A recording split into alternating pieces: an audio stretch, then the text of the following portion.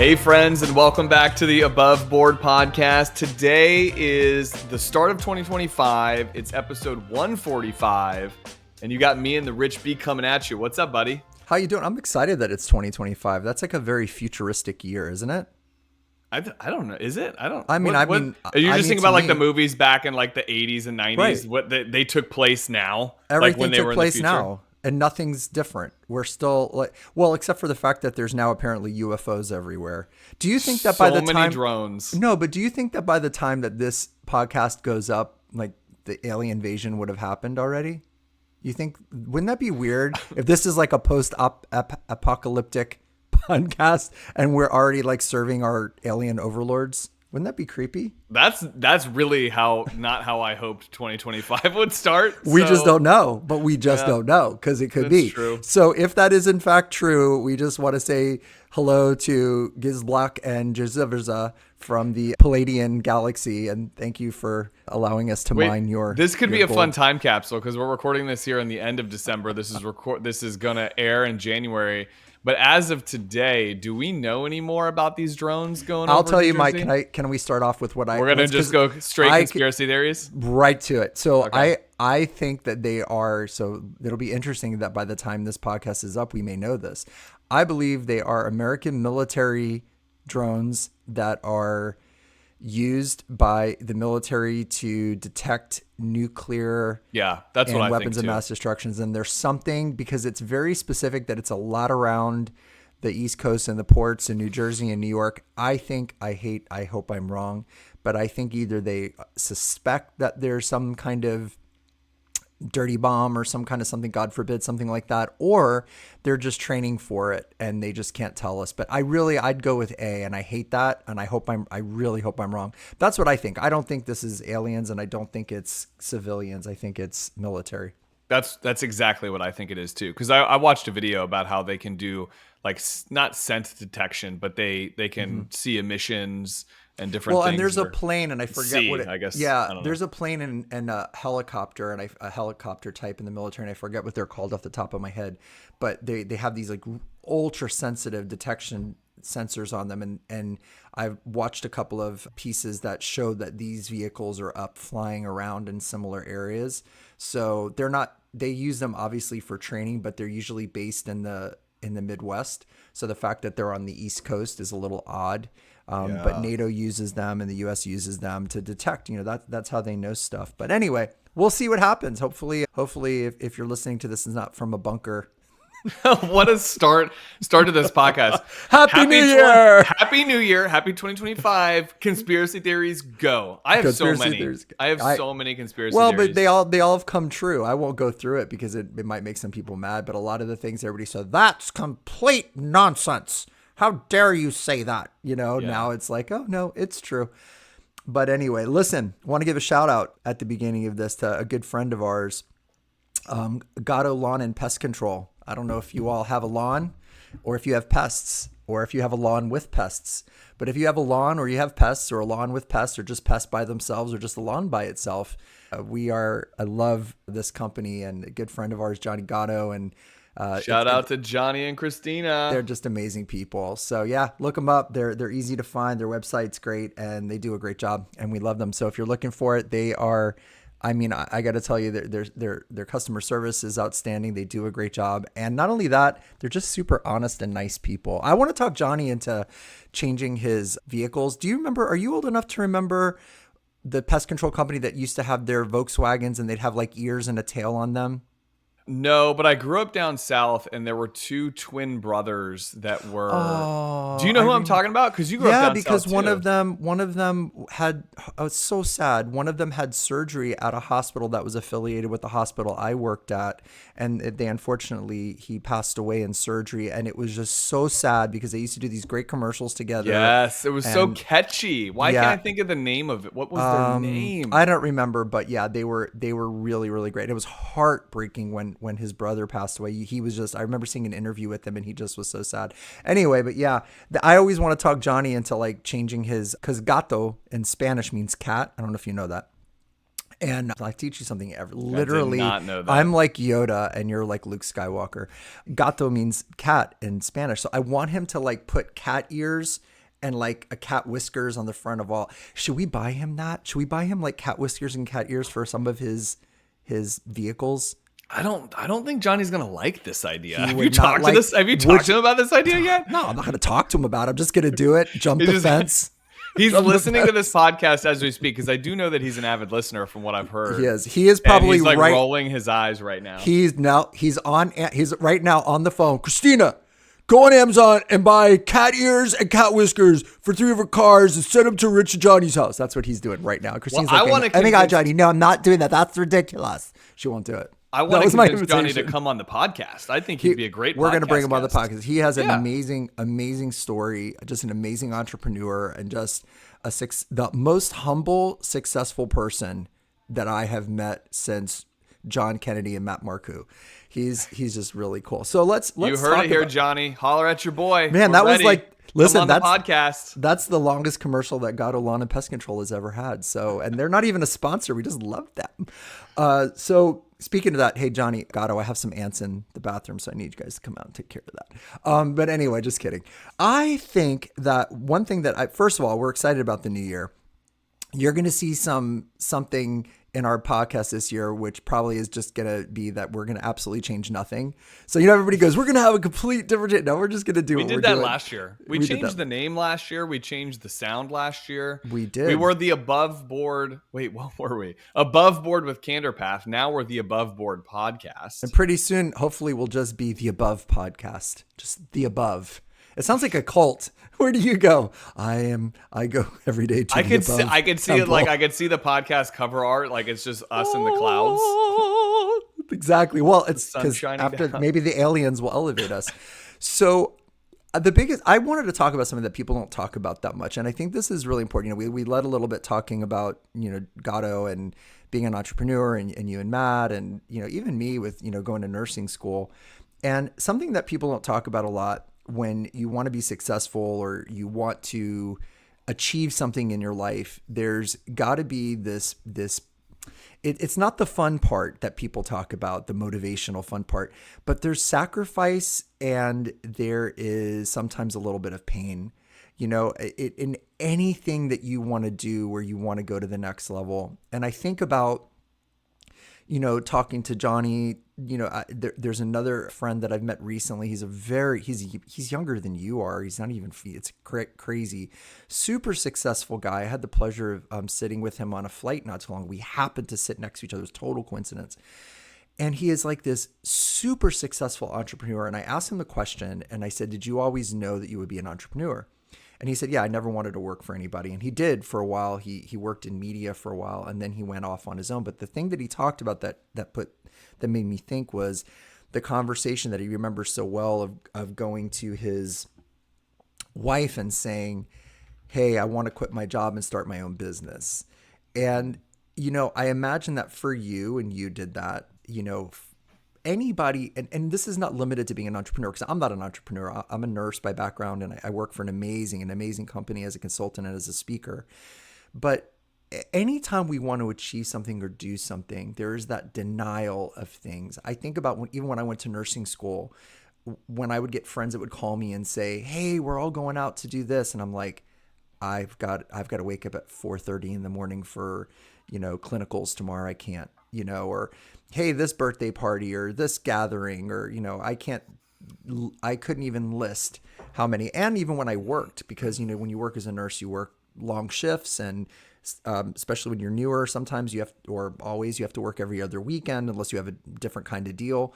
And so I missed birthday parties and Christmas. And I remember a lot of holidays. I would get there at after they were already clear of the table, like, oh, we made you a plate, so I'll talk a little bit about that. Like this idea of, if I can call it sacrifice, but also self-denial, and how it connects to success. So the question to you, do you think, or I know your answer, so maybe just expound upon it, because I already know you're going to say yes, but do you think that people have to get comfortable if they want to achieve something in life. Fitness, success in business, success in a marriage, success in a relationship, success as a parent, success as a friend. Do you think that they have to exercise some sacrifice and self-denial? Yeah, obviously, of course, like you said. I mean, I enjoy. Well, I like where this conversation is going because my theme or word for the year that Rain and I talked about the last episode of 2024 is consistency, and like that's something for me is like just being able to consistently show up in ways that I need to for the elevation of my professional career or being a good parent or whatever. And all these things are very sacrificial. I mean, I think. Oh gosh, there's so many different ways I can go with this, but I've learned to kind of enjoy that struggle a little bit. Like this isn't me patting myself on the back, but like I think anybody that knows me well enough knows that like I like struggling a little bit. I like sacrificing something for the greater good of, the journey, like the Have you growth in seen that that? journey. I just want to interrupt you because I have to ask you right here at this point. Do you see that particular, what would you call it, characteristic? Do you see that in a lot of entrepreneurs slash, because I don't want to limit this to just being business. Do you see that in a lot of successful people? I definitely do. I also see people that maybe try to like fake it a little bit, and they want to pretend like they've arrived sooner than they should have or something like that. And I see, like whether that's like buying fancy cars or doing stuff. And I think, for me, being able to delay that gratification, that probably that one thing is very telling in somebody early on in their career if they've got it or not. And when I say got it or not, I mean like if they've got the ability to just work through whatever problem they're trying to solve or whatever their growth looks like. Does that make sense? It does make sense. I feel like, there's that Instagram rich joke, like where people, I did this once just as a joke where they pose with things to look like it's theirs, but it's not. Or there's some influencers that have really been called out. There's one guy, I don't want to say his name, but he has just been getting destroyed on social media. And he was sort of at one point kind of blew up as an influencer. And, he's bragging about his, multi-million-dollar house and his car collection. And it's all fake. All fake. All All fake. rented. That's such a mind F for people too. Cause like you scroll through social media and you look at these things that you think people have attained. And I mean, even if consciously you can tell yourself like this is not real. Like I'm scrolling through this, I'm smart enough to know that this is probably fake. This plane that this person says that they own is probably not theirs. They're just taking a picture in front of a car that's the one that they don't own. That's like they just saw on the street. Yeah. Even if you can like consciously do that, I think it messes with your subconscious somewhere. It does. Because you start to tell yourself like to believe like I should have that. That's what it does. Yeah. And that's exactly what it does. As a joke, it was a complete joke. I thought everybody would get this. We have friends who work with Ferrari. And I love Ferraris. I remember this. Yeah. I remember this. There was a car that they have these little like side, I guess you call them like a mix of like a presentation room, office, garage that opens the outside. So when you buy a Ferrari that you've ordered, they put it in here, they get it ready for the owner. The owner comes, they do this beautiful presentation, then you could drive it out, right? So they were showing me this and I was like, oh my gosh, take a picture with it. It's so beautiful. It's like my dream car. So I took a picture with it and believing that everyone would just know I just said, do you think I picked the right color or, just something silly like posing. And bless him, my brother, who I love more than anything in the world, he messages me. He's like, bro, I am so proud of you. What an accomplishment. Please promise me you'll let me drive it. And I'm like, drive what? Like I had forgotten for a second. And he's like, I saw your new car. Why didn't you tell me? He goes, you're so humble about stuff. And I'm like, oh my gosh, no, I cannot afford a $400,000 Ferrari. But it was so funny because I was doing it just to be funny. But I see these guys they're posers, they're pretending. And to your point, while you and I are smart enough to go, is that real? There's a lot of young people, especially, who believe almost everything. No, that guy, no, Dad, it's okay to spend $59 a month on his coaching program. Have you seen his car? Have you seen his house? This guy's like really, really rich. He's on jets all the time. And then these kids don't have the discernment, or maybe some adults too, don't have the discernment to know this is fake. When my wife has a friend who they were going to this event, and the friend works in marketing and all this stuff, and it was they went to California in a private jet, and it was amazing. It's the jet that The Rock uses. It's amazing. And Dawn just took pictures, but she explained what it was like, oh, I'm with my friends, so grateful, because it was really, really cool.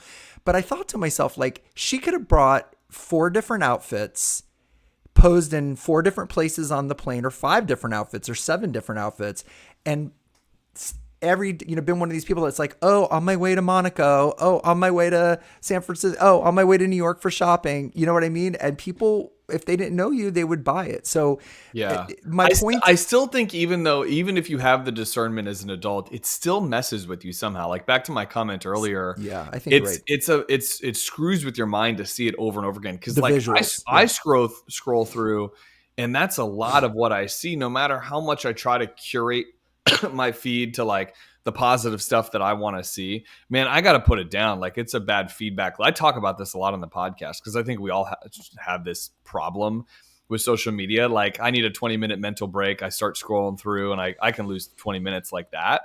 And you see this stuff, and even though you and I have the discernment for it to know like that's probably not real, I still think it messes with people. I do. And I agree. I agree. And I think it's just like there's something in human nature, a broken part of us in human nature, where we are maybe somewhat conditioned by society to feel competitive, or to feel less than, or we don't even realize we're doing it. But like, you'll see somebody who's 20 years younger than you in a Rolls Royce with a $500,000 Richard Mille watch, and you think to yourself, am I a loser? Like, what's wrong with me? I've got a 5-year-old car, like, whatever. And I think and that's what plays on people's emotions, because most of these people aren't just doing it to look cool. They're doing it to sell you something. And that's the part where sacrifice comes in, because I don't believe that you can have true success. Well, there's always exceptions, right? So like, if you have a super wealthy family and you were born into it and they never expect you to work, and get trust funds, nothing wrong with that. I'm not saying people that get trust funds don't ever work, but there could be exceptions, right? You could be just born into a wealthy family and have parents that are like, you don't have to do anything, just enjoy, go shopping. But with the exception of that, I think that it confuses people to think like this is easy to achieve, because look how easy it was for this guy or this woman, and I just have to pay them $49 a month for their business coaching, and I'm going to be super successful. Well, I joke with people all the time that because there's so many like coaches online now, that I don't want to be coached by someone that isn't like where I want to be, or hasn't achieved something that I want to achieve. Because there are a lot of never buy an umbrella from somebody who's never been in the rain. I've never heard that saying before. I think that's true. The word that I think about, I was thinking about my answer, a few minutes ago when you asked me this question. I think the word that comes up for me is discipline. Absolutely. Because it's just like I had a friend ask me a few weeks ago, or we were talking about, I don't know, 75 hard, I think. I know it always comes back to that for me, but like, we were talking about 75 hard, and he's just like, well, I just, I wish I had your discipline. I don't have your discipline. And I reflected on that, because I'm like, I know that's like, there's a compliment in there, but I was like, that's a weird thought. So I was reflecting on it, and I replied, I'm like, man, it's not that I have discipline. I have to work towards and attain that every single day. No, like, I don't have more discipline than somebody else does. I have to wake up and work towards it. And by the way, I lose it sometimes. Like, of course I get, it was holiday season. Like, we're hanging out with friends. We're kind of out of our routine. I'm not eating the healthiest of foods, like stuff like I lose my discipline too. Like, I have to wake up every day and remind myself, like, I got to get back on it. I got to get back on it. Well, like, having discipline is not like having blue eyes. I mean, I think while certainly there's something you earn it. Yeah. Yeah. I think there's something, I hate saying always, ever, because, there's, of course, maybe there's people who genetically have something in their brain is wired towards discipline. But I think discipline is something you can genetically be more predisposed to being muscular, right? You can, there's the different body types: ectomorph, endomorph, mesomorph. And, I believe if I get it right, I always get them confused. I think the mesomorph is the person that's they're just genetically predisposed to being more muscular. An ectomorph would be like how you see those basketball players really super tall. And then the endomorph would be like a linebacker, like they're genetically just a big, thick, big person. You could take any of those three body types, and if you do nothing, then they're whatever they are. But if you send an ectomorph to the gym constantly, I mean, I remember seeing Shaquille O'Neal many years ago, many years ago, and he is the tallest person I ever saw, but it was when he was at his most jacked, like he was really muscular. So while he's a very tall person, he's also, put in the work. My point is that, yeah, there is something like you can have discipline, but is it that you have it or that you develop it? And it's like you can have wealth, but most people have developed it or earned it. So you kind of earn discipline. It's like I said, it's not like, you're born with blue eyes. Oh, you have blue eyes. You're so lucky. Your eyes are pretty. Or you have pretty brown eyes or whatever. It's sure you can get contact lenses and fake your eye color, just like you can fake being wealthy, just like you can fake being smart, just like you can fake being honest, I think with discipline though, like I feel like I'm only as good as my last at bat with discipline. Like I wake up the next day thinking I got to start all over again. Like I gotta do the things. I gotta work out. I gotta do the stuff. Even though like I'm a person that kind of maybe appears like I have discipline and I do that stuff, it's really easy to backslide. So it's like Right. you said, it's like something you have to earn. But the cool thing is that the cool thing about something like discipline or self-sacrifice is that it's all as easy as it is to fall off a float in the pool. It's also easy to climb back onto it unless you're like had too many margaritas. But yeah, it truly is. So, while you can fall off of discipline, the cool thing about discipline is you get to start over the next day. There is a grace to discipline. There's an aspect of grace to it in that you can be like, oh man, I didn't work out today, but you can work out tomorrow. You know, oh man, I ate like crap today, but you can eat good tomorrow. Oh man, I wasn't nice to my kids today. I was grumpy. I was tired, but then you can make up for it tomorrow. So there's a grace to it. And I think that a lot of people that, and I'm not saying this about your friend that said this because it could just be he doesn't maybe have some self-confidence or whatever, but I think a lot of people don't give themselves that grace, and they think, well, I wasn't disciplined today, therefore I am not disciplined, therefore I lack discipline, therefore I'm never going to have it. And it's not true. And I think if in 2025, I think it's understanding that there is no success without sacrifice. There is no growth without some form of pain.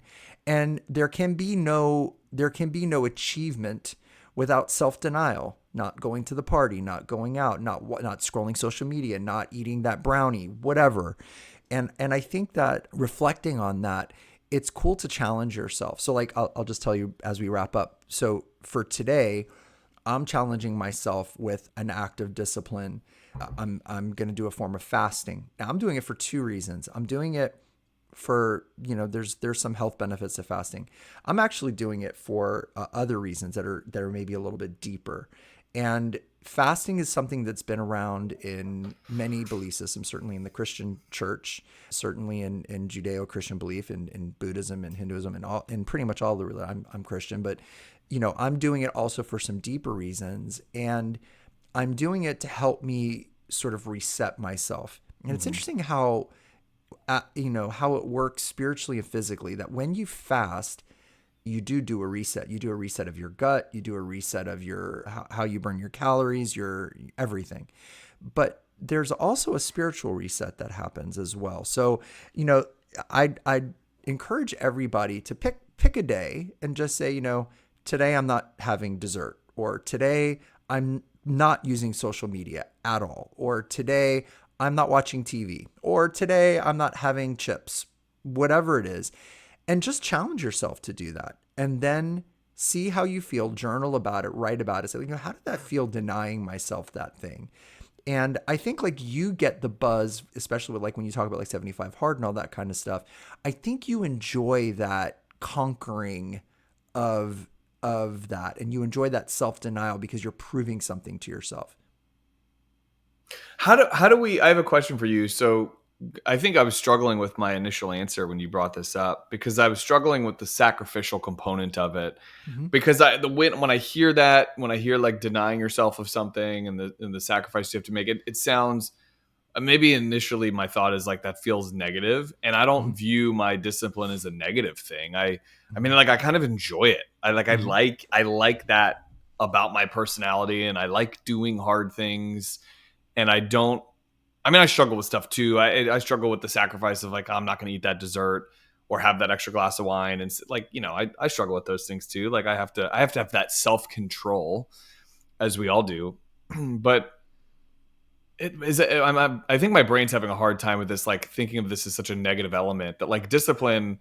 I guess in a way it is very sacrificial to be an entrepreneur, to like be on that journey, whatever. But I don't. My mind doesn't view it that way, and I'm trying to figure out Yeah. why. Because I think someone listening to this is like, oh, this sucks. I don't want to make these No, sacrifices. so obviously sacrifice can have some creepy things because then you think about somebody like in some like weird horror movie, right? Yeah, I But didn't mean it's that. I just yeah, yeah. yeah, no, but people, the word sacrifice has a connotation to it. Look at it more as the surrender of something for the sake of something else. So you will sacrifice your workout. You will surrender your workout because your son really wants to play catch. Mm-hmm. So you're surrendering something that you want to do for the sake of something else. So if it was a spiritual thing, I'm making this offering or sacrifice of, let's say, fasting in order to offer up that surrender to God, be like the religious, the religious way or the spiritual way of looking at it. But that you would, I'm going to surrender this thing because I'm doing it for the sake of something else. I'm getting, so it's a different word, and people don't feel comfortable with the word sacrifice, and discipline or whatever, but I think it helps you prove something to yourself, because I think once you've done it and you've had the discomfort of it, it's a neat thing.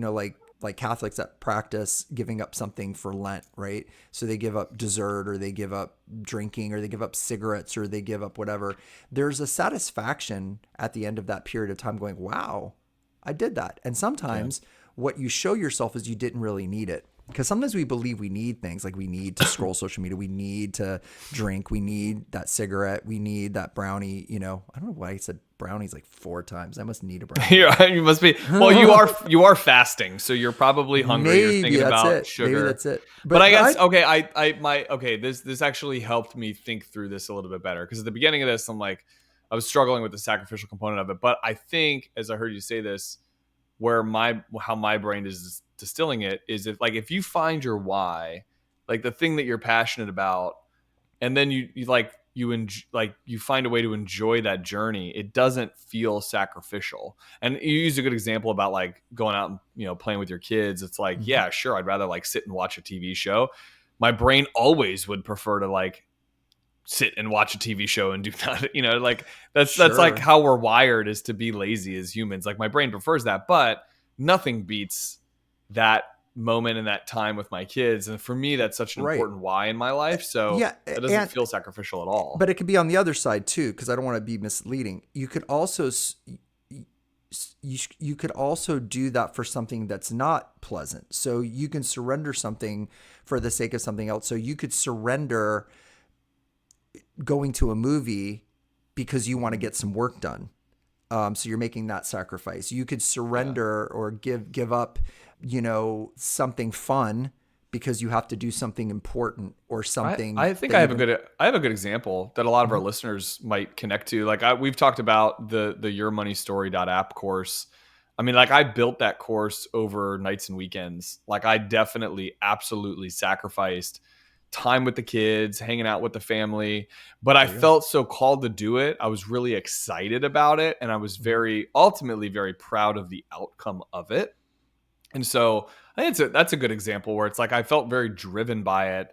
And I got to tell you, like, it didn't feel like a sacrifice because I found ways to make up that time with my Of family course you did. outside of that. So I mean, it's not like I didn't prioritize them, but I did that too when I wrote my book. I mean, not to interrupt you, Yeah. but I did that when I wrote my book last year. I totally understand. I sacrificed some fun things and some time together and things with the kids and whatever because I was driven by something that was a bigger purpose. So yeah, no, that's a perfect example, John. Yeah, absolutely. So this is a sometimes fun conversation. We didn't plan this on the pre-call, but this feels good to kind of like work that out. Because again, at first I was sort of like, all right, sacrifice, discipline. How do we get there? You got me there, buddy. I figure I've my brain unlocked something about myself today. We've unlocked a new map on the video game of John Kennedy's life. You want to bring us home? Or you want me to bring us home? Bring us home, buddy. It doesn't take a lot to unlock something in my brain. My brain's not very smart, so it doesn't take. Oh no, take much. I think your brain's very smart. So listen, we just want to thank you guys for a great 2024, and we hope that as you're listening to this, as at the beginning of 2025, first of all, we hope there's not been an evil alien invasion. And we hope that you are looking forward to not only a wonderful and healthy and successful new year, but one where you reflect on your life and what can you do, what do you need to put aside for the greater good of something else, and how can you continue to work on yourself to be successful and to be healthy and to grow and to learn and to connect and to engage. And we hope that we can continue to be at least a small part of that journey, and we thank you for that, and we wish you a very happy new year on behalf of my good friend Matt and John and me, Rich, on the Above Board podcast. Thanks for being here, and we will see you on the next one. Bye.